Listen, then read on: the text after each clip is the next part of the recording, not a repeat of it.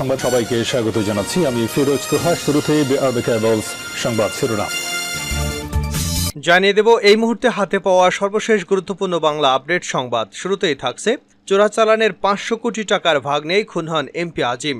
ভাগের টাকা না দেওয়ায় ক্ষুব্ধ হয় সিন্ডিকেট। নাজিমকে আগেই দেওয়া হয়েছিল আলটিমেটাম। এবারে জানাবো চট্টগ্রাম মহানগর বিএনপির আহ্বায়ক ডাক্তার শাহাদাত হোসেন বলেছেন, ভারতের পশ্চিমবঙ্গের সংসদ সদস্য আনোয়ারুল আজিম নৃশংস হত্যাকাণ্ডের শিকার হয়েছেন। তিনি সাধারণ কোনো নাগরিক নন।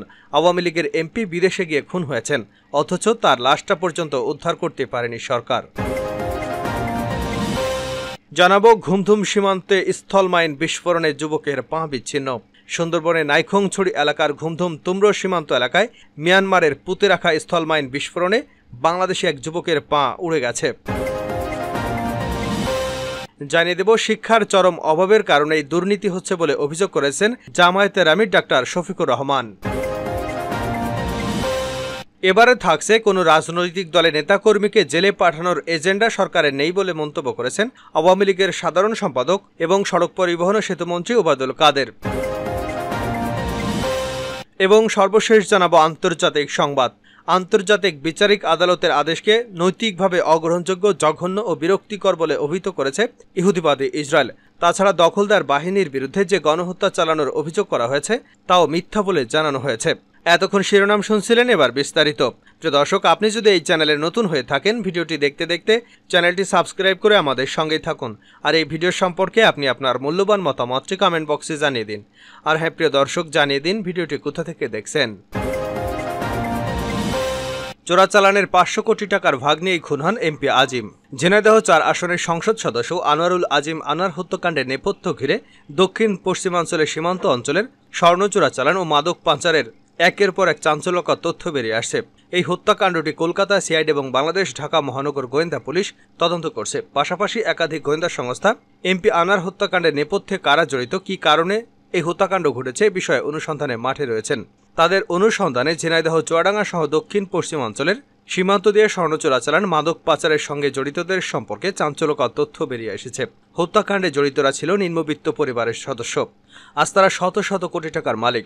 দেশে বিদেশে রয়েছে তাদের বিপুল পরিমাণ সম্পদ ও ব্যবসা বাণিজ্য। আনার হত্যাকাণ্ডের নেপথ্যের কারণ হিসেবে অনুসন্ধানে বেরিয়ে আসে স্বর্ণ চোরাচালানের 500 কোটি টাকা লেনদেনের ঘটনা। চোরাচালান নিয়ন্ত্রণের সিন্ডিকেটের অন্যতম শক্তিধর সদস্য হলেন আখতারুজ্জামান শাহিন। চোরাচালান নিয়ন্ত্রণ করেছেন একাধিক সাবেক সংসদ সদস্য এবং দেশের শীর্ষস্থানীয় ব্যবসায়ী সহ 1 ডজন লোকের একটি সিন্ডিকেট। লেনদেনের ভাগবাটোয়ারার 500 কোটি টাকা এমপি আনার একাই আত্মসাৎ করেছেন। এ টাকা নিয়ে শাহিনসহ সিন্ডিকেটের সদস্যদের একাধিক বৈঠক হয়েছে।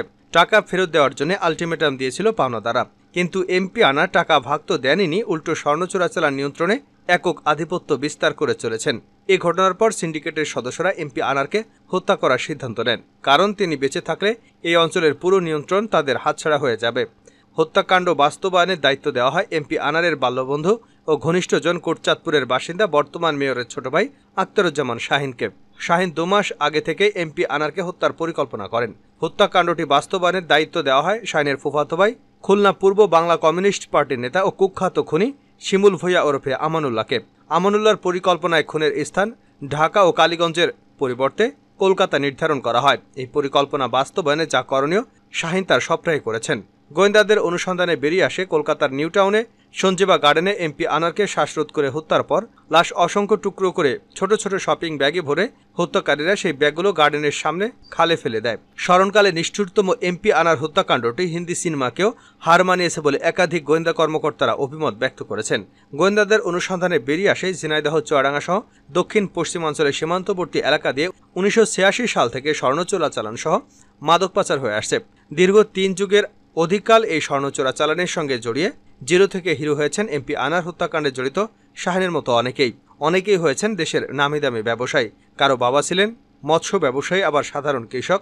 তাদের এখন ঢাকা সহ দেশ বিদেশে রয়েছে বিপুল বিত্ত বৈভব। কেউ কেউ দেশের শীর্ষস্থানীয় ব্যবসায়ী।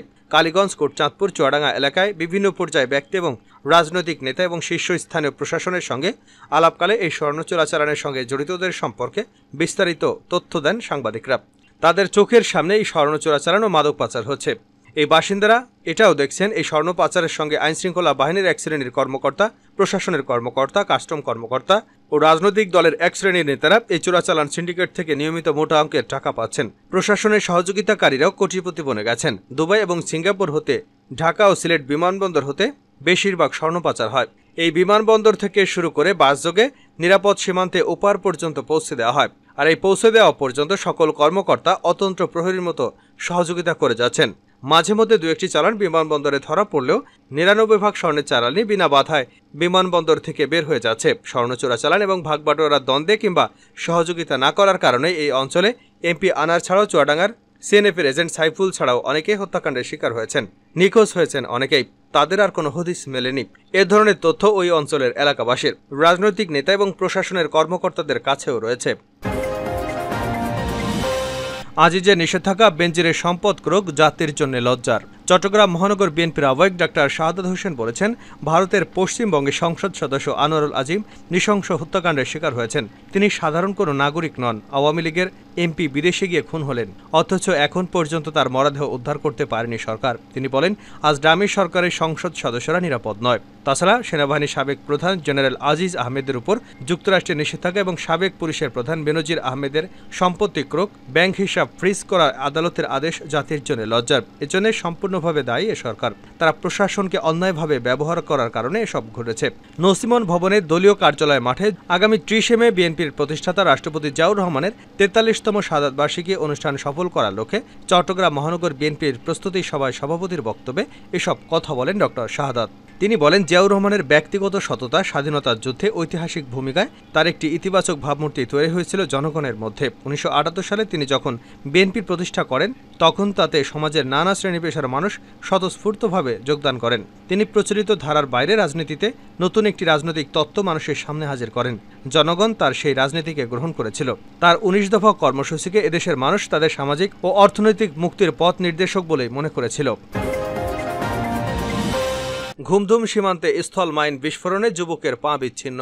বান্দরবানের নাইখংছড়ি ঘুমধুম ইউনিয়নের তুমরো সীমান্ত এলাকায় মিয়ানমারের পুঁতে রাখা স্থল মাইন বিস্ফোরণে এক যুবকের ডান পায়ের গোড়ালি সহ বিচ্ছিন্ন হয়ে গেছে।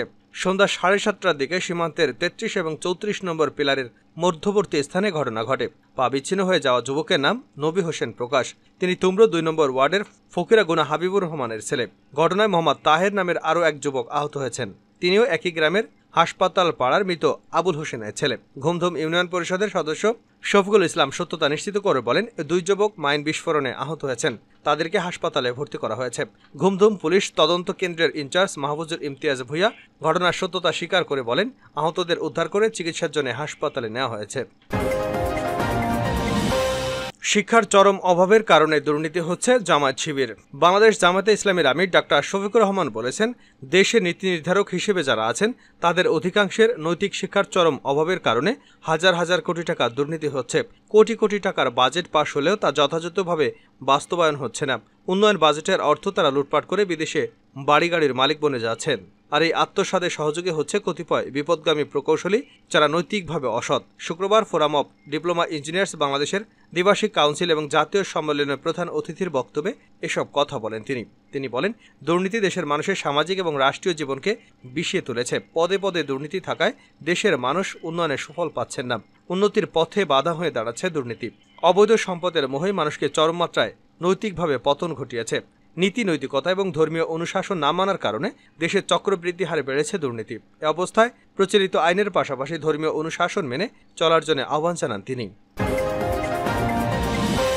শেষ করছে আন্তর্জাতিক সংবাদ দিয়ে। আন্তর্জাতিক আদালতের আদেশকে অগ্রহণযোগ্য বলল ইসরায়েল। আন্তর্জাতিক বিচার আদালতের আদেশকে নৈতিকভাবে অগ্রহণযোগ্য, জঘন্য এবং বিরক্তিকর বলে অভিহিত করেছে ইসরায়েল। তাছাড়া দখলদার বাহিনীর বিরুদ্ধে যে গণহত্যা চালানোর অভিযোগ করা হয়েছে তাও মিথ্যা বলে জানানো হয়েছে। শুক্রবার ইসরায়েলকে ফিলিস্তিনের অবরুদ্ধ গাজা উপত্যকা রাফা শহরে হামলা বন্ধের আদেশ দেন আন্তর্জাতিক বিচারিক আদালত। জাতিসংঘের সর্বোচ্চ এই আদালতের ১৫ বিচারকের একটি প্যানেল এই আদেশ দেন। এদিন আদালতের প্রধান বিচারপতি নওয়াব সালাম বলেন, রাফায় মানবিক পরিস্থিতির উন্নতি ঘটেনি, বরং আরও অবনতি ঘটেছে। বিশেষ করে সম্প্রতি রাফা থেকে যারা বাস্তুচ্যুত হয়েছেন তাদের ঝুঁকি কমানোর জন্য ইসরায়েল যথেষ্ট পরিমাণ পদক্ষেপ নেয়নি। জাতিসংঘের জরুরি সহায়তার প্রধান বলেছেন, গাজা ইসরায়েলের যুদ্ধ এমন একটি ট্র্যাজেডি যা ভাষায় প্রকাশ করা যায় না। এমন পরিস্থিতি অবশ্যই অবসান ঘটানো উচিত। জাতিসংঘের আদালতের রায়কে তোয়াক্কা না করে রাফার দক্ষিণ পূর্ব দিকে অগ্রসর হচ্ছে ইসরায়েলি বাহিনী। তাছাড়া আদালতের আদেশের পরপরই রাফায় আরও হামলা জোরদার করেছে তারা।